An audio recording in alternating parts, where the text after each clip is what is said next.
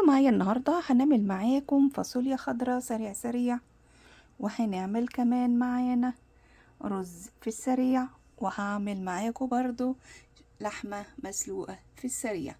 أكلنا سريع سريع صحي ومفيد لأنه ني في ني رهيب جدا رهيب. عندي 2 كيلو لحمة همسكهم دلوقتي أسلقهم سلقة عادي. حضرت هنا قدر كبير، حطيت فيه مستكة وحبهان ورق لورا، واحط فيه روزماري وبصلايه واحطه على النار. حطيت القدر على النار يا دوبك بس يغلي، هنزل بيه في اللحمه وهغطي عليها واسيبها تتسلق. عندي فاصوليا خضراء وعندي كيس صلصه طبعا بالبصل مجهز للطبيخ.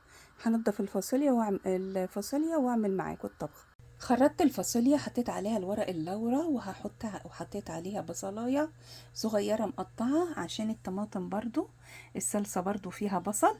هنبدأ بقى نحط الصلصة عليها واجيب المية واحطها على البوتاجاز. حطيت نص معلقة بهارات، حطيت باكوين كاتشب صغيرين، وحطيت هنا معلقة ملح كبيرة. هحط عليهم المية واحطهم على البوتاجاز. حطينا المية هنحطها على البوتاجاز يا دوبك تغلي غلوة وبعدين نديها تقلبتين.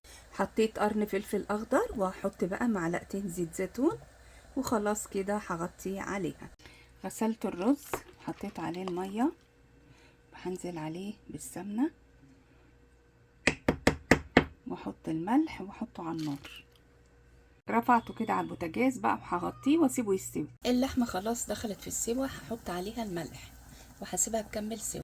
الفاصوليا ما شاء الله شغالة اهي، غلت واندمجت مع بعضها ولسه بتستوي. رز على النار وحاطه تحت الشواية، وان شاء الله باذن الله كله يستوي مع بعض. اللحمة خلاص دخلت في السوا، هحط عليها الملح وهسيبها تكمل سوا. تعالوا بصوا معايا كده، ودي الوجبة بتاعتنا. ادي اللحمة المسلوقة سريع سريع جميلة جدا وحمرة زبدة، وكمان عندي هنا الرز السريع، وكمان معايا الفاصوليا المطبوخة سريع سريع. اكلنا جميل جدا رائع ورهيب وصحي. يلا جربوه قولوا لي ايه رأيكم.